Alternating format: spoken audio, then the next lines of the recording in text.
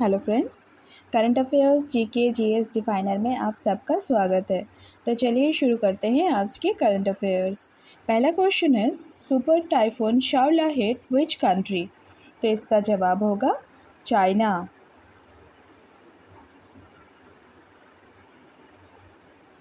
Super typhoon Saola makes landfall in southern China. जो super typhoon Saola है वो दक्षिणी चीन में पहुंचा। According to Chinese officials, typhoon Saola made landfall in the Guangdong city of Zhuhai with winds of about 160 kilometre per hour. जो चीनी अधिकारियों के अनुसार टाइफून शाओला ने लगभग 160 किलोमीटर पर आवर के स्पीड से हवा के साथ जुझाई के ग्वांगडोंग शहर में दस्तक दी है। Most business, transport and classes have been suspended in Hong Kong after the landing of super typhoon शाओला।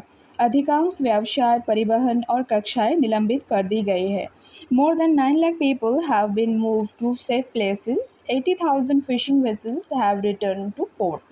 9 lakh से अधिक लोगों को सुरक्षित स्थानों पर पहुंचाया गया है और 80,000 मछली पकड़ने वाले नौकाएं बंदरगाह पर लौट आई है।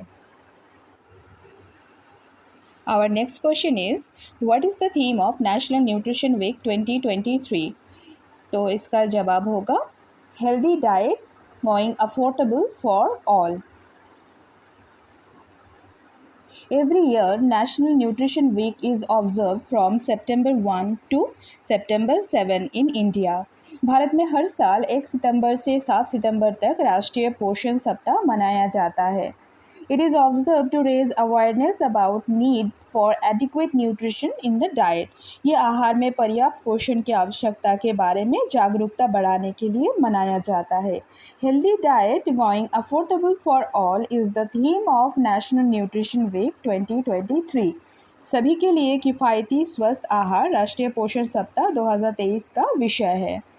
In 1982, the Food and Nutrition Board under the Ministry of Women and Child Development started National Nutrition Week. 1982 में महिला एवं बाल विकास मंत्रालय के तहत खाद्य और पोषण बोर्ड ने राष्ट्रीय पोषण सप्ताह का शुरुआत किया था। In 1975, the American Dietetic Association started National Nutrition Week. 1975 में अमेरिकन डाइटिक एसोसिएशन ने राष्ट्रीय पोषण सप्ताह का शुरुआत किया। Next question is, the government called a special session of parliament for how many days in September 2023? तो इसका जवाब होगा 5। Government called a special session of parliament between September 18 to 2022. तो सरकार ने 18 से लेके 22 सितंबर के बीच संसद का विशेष सत्र बुलाया है। It will be 5 days between September 18 to 22 will have 5 sitting. ये 18 से लेके 22 सितंबर के बीच 5 दिनों का होगा। इसमें 5 बैठकें भी होगी। There is no official word on the agenda of the session. इस सत्र के लिए कोई आधिकारिक बयान नहीं है। There is a speculation that special session had been called to begin the process of shifting from the old to new parliament building. अटकल ये है कि पुराने संसद भवन से नए संसद भवन में शिफ्ट करने की प्रक्रिया शुरू करने के लिए विशेष सत्र बुलाया गया है। The monsoon session was held between July 20 to August 12. Monsoon सत्र जुलाई के 20 से लेके अगस्त के 12 तक के बीच आयोजित किया गया था। Next question is, which bank has owned the title sponsorship right for all BCCI international and domestic home matches? तो इसका जवाब होगा IDFC bank. Title sponsorship right for all BCCI international and domestic home matches have been given to IDFC First Bank. सभी BCCI अंतर्राष्ट्रीय और घरेलू मैचों के लिए शीर्षक प्रयोजन आधिकारिक IDFC फर्स्ट बैंक को दी गई है। IDFC First Bank will be the title sponsor for all international matches, both women and men played in India. IDFC First Bank Bharat में खेले जाने वाले सभी अंतर्राष्ट्रीय मैचों के लिए शीर्षक प्रायोजक होगा. It will be also the title sponsor for all domestic cricket matches like Irani Trophy, Dilip Trophy and Ranji Trophy organized by the BCCI.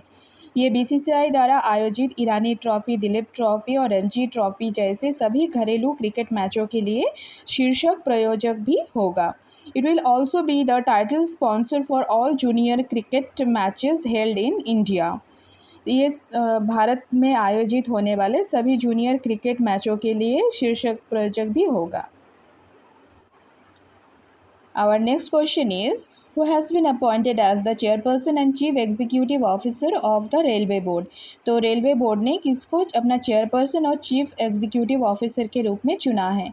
तो इसका जवाब होगा Jaya Burma Sinha. Jaya Barma Sinha has been appointed as the chairperson and chief executive officer of the railway board. तो जया वर्मा सिन्हा को railway board के chairperson और chief executive officer के रूप में चुना गया है. Jaya Varma Sinha is the first women appointed to the post. तो जया वर्मा सिन्हा इस पद पर नियुक्त होने वाले पहली महिला है. तो her appointment has been approved by the appointment committee of the cabinet. तो उनकी नियुक्ति को कैबिनेट ने नियुक्ति समिति ने मंजूरी दे दी है. She is currently posted as a member operation and business development in the railway board. वो वर्तमान में रेलवे बोर्ड में सदस्य, संचालन और व्यवसाय विकास के रूप में तैनात है. She will succeed Anil Kumar Lahoti. She will take charge on or after the 1 सितंबर. तो वो अनिल कुमार लाहौटी के स्थान ले लिया है. वो 1 सितंबर के बाद उनके कार्यभार संभालेंगे. Her tenure will be till 31 August next year. तो उनका कार्यकाल अगले साल 21 अगस्त तक रहेगा. Recently India's first largest indigenous 700 megawatt Kakrapar nuclear power plant unit 3 is DAS has started operation at full capacity. तो अभी इंडिया का जो first indigenous Kakrapar nuclear power plant unit 3 है वो अपने काम करना पूरा स्टार्ट कर दिया है. तो वो कहाँ पर है? तो इसका जवाब होगा Gujarat. India's first indigenously developed nuclear power plant unit has become operational at full capacity. तो भारत की पहली स्वदेशी रूप से विकसित परमाणु ऊर्जा संयंत्र इकाई पूरी क्षमता से चालू हो गई है. PM Modi said the first largest indigenous 700 megawatt Kakrapar nuclear power plant unit 3 in Gujarat has started operations at full capacity. तो PM मोदी जी ने कहा है कि गुजरात में पहली सबसे बड़ी स्वदेशी 700 मेगावाट के काकड़ाबर परमाणु ऊर्जा संयंत्र यूनिट 3 ने पूरी क्षमता से परिचालन शुरू कर दिया है. Kakrapar unit 3 is an expansion of the existing plant. Kakrapar unit 3 मौजूदा संयंत्र का विस्तार है. The existing plant had 2 operational unit KAPS-1 and KAPS-2. तो मौजूदा संयंत्र में 2 परिचालन इकाइयाँ थी, KAPS-1 and KAPS-2. The KAPS-1 and KAPS-2 have a capacity of around 220 megawatt. तो KAPS-1 और KAPS-2 का जो क्षमता लगभग 220 मेगावाट है. The third unit is larger. It is more advanced. The fourth unit has also been constructed. It is expected to begin by March 2024. तीसरी इकाई बड़ी है, ये अधिक उन्नत है. चौथी इकाई का भी निर्माण हो चुका है. इसके मार्च 2024 तक शुरू होने की उम्मीद है. नेक्स्ट क्वेश्चन है, जनरल ब्राइस ओलीगुई नुएमा has been announced as interim leader after the coup in Gabon.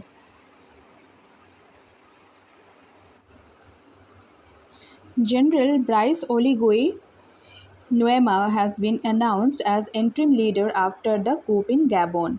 Gabon में तख्ता पलट के बाद जनरल ब्राइस ओली गुएमा को अंतिम नेता के रूप में घोषित किया गया है. Army officers have seized power in Gabon. They have named General Brice Oligui Nguema as their leader. Gabon में सेना अधिकारियों ने सत्ता पर कब्जा कर लिया और उन्होंने जनरल ब्राइस ओलिगुई नुएमा को अपना नेता के रूप में चुना है. The military grabbed power after Gabon's election authority announced that Ali Bongo Ondimba has been re-elected as president. Gabon में चुनाव प्राधिकरण द्वारा ये घोषणा की जाने के बाद कि अली बोंगो ओंडीबा को फिर से राष्ट्रपति चुना गया है, तब सेना ने सत्ता पर कब्जा कर लिया है. Army officer says that the election results were voided and all borders have been shut. सेना अधिकारियों ने बताया कि चुनाव नतीजे रद्द कर दी गई है और सभी सीमाएं बंद कर दी गई है. All government bodies have been dissolved, including both houses of parliament. संसद के दोनों सदन सहित सभी सरकारी निकाय भंग कर दी गई है. Bongo has been placed under house arrest, surrounded by family and doctors. तो बोंगो को परिवार और डॉक्टरों के घेरों में घर में नज़रबंद कर दिया गया है और जनरल ब्राइस ओलिगुई नुएमा, जो कभी बोंगो के दिवंगत पिता के अंगरक्षक थे, उनको एक संक्रमणकालीन नेता के रूप में चुना गया. Next question is, Union Minister Dharmendra Pradhan released a comic book titled Let's Move Forward has been jointly developed by NCERT and which of the following? इसका जवाब होगा यूनेस्को.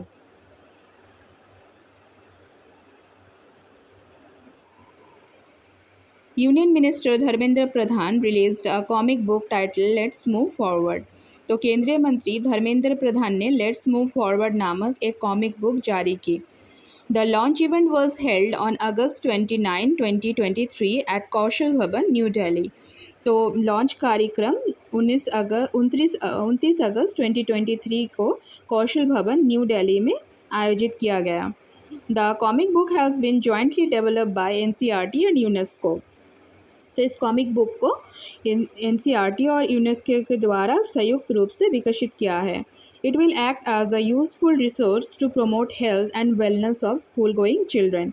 तो ये स्कूल जाने वाले बच्चों के स्वास्थ्य और कल्याण को बढ़ावा देने के लिए एक उपयोगी संसाधन के रूप में काम करेगा. It is aim at enhancing health and wellbeing of school going children across the nation. तो इसका उद्देश्य है देश भर में स्कूल जाने वाले बच्चों के स्वास्थ्य और कल्याण को बढ़ाना है. Next question is, who among the following won the 2023 Ramon Magsaysay award from India. तो रेमन मैग्सेसे अवार्ड हमारे इंडिया के किसने जीता है? तो इसका जवाब होगा आर रवि कन्नन. ये बहुत इंपॉर्टेंट है क्वेश्चन है. तो Indian oncologist R Ravi Kannan wins the 2023 Ramon Magsaysay award. तो भारतीय ऑन्कोलॉजिस्ट आर रवि कन्नन ने 2023 के रमन मैग्सेसे पुरस्कार को जीता है. Surgical oncologist R. Ravi Kannan is one of the Raman Magsaysay awardees for 2023. Surgical oncologist R Ravi Kannan 2023 के रमन मैग्सेसे पुरस्कार विजेताओं में से एक है. He has been awarded for revolutionising cancer treatment in Assam through people centric and pro poor health care. उन्होंने जन केंद्रित और गरीब समर्थक स्वास्थ्य सेवा के माध्यम से असम में कैंसर उपचार में क्रांति लाने के लिए सम्मानित किया गया है. R Ravi Kannan is the doctor of the Cachar cancer hospital and research centre in Assam. तो रवि कन्नन असम में कचर अस्पताल और अनुसंधान केंद्र के निर्देशक है. Under are कन्नन्स leadership the Cachar cancer hospital and research centre become a full-fledged comprehensive cancer hospital and research centre. Doctor Kannan के नेतृत्व में कचर कैंसर अस्पताल और अनुसंधान केंद्र एक पूर्ण विकसित व्यापक कैंसर अस्पताल और अनुसंधान केंद्र बन गया है. The hospital now has 28 departments including oncology, pathology, radiology, microbiology, epidemiology, etc. तो अस्पताल में अब ऑन्कोलॉजी, पैथोलॉजी, रेडियोलॉजी, माइक्रोबायोलॉजी, महामारी विज्ञान आदि सहित 28 विभाग है। Next question is what is the theme of the world coconut day 2023? तो वर्ल्ड कोकोनट डे का इस साल का थीम क्या है? तो इसका जवाब होगा coconuts transforming lives. World coconut day is celebrated every year on September 2। तो विश्व नारियल दिवस हर साल 2 सितंबर को मनाया जाता है। It is celebrated to promote the importance of coconut and their contribution to various aspects of life.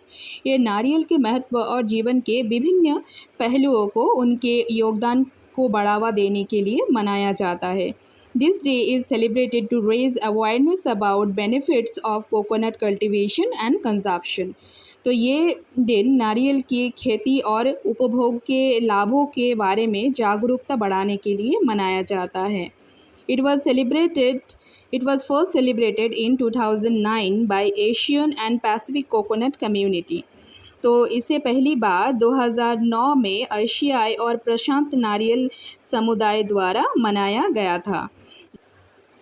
The theme for World Coconut Day 2023 is Coconuts Transforming Lives।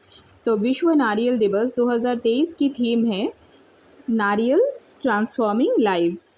The Asian and Pacific Coconut Community was established 1969। तो जो Asian and Pacific coconut community है उसकी स्थापना 1969 में की गई थी। तो गाइज़ थैंक्स फॉर वॉचिंग। अगर आपको वीडियो अच्छा लगे तो लाइक सब्सक्राइब ज़रूर करना।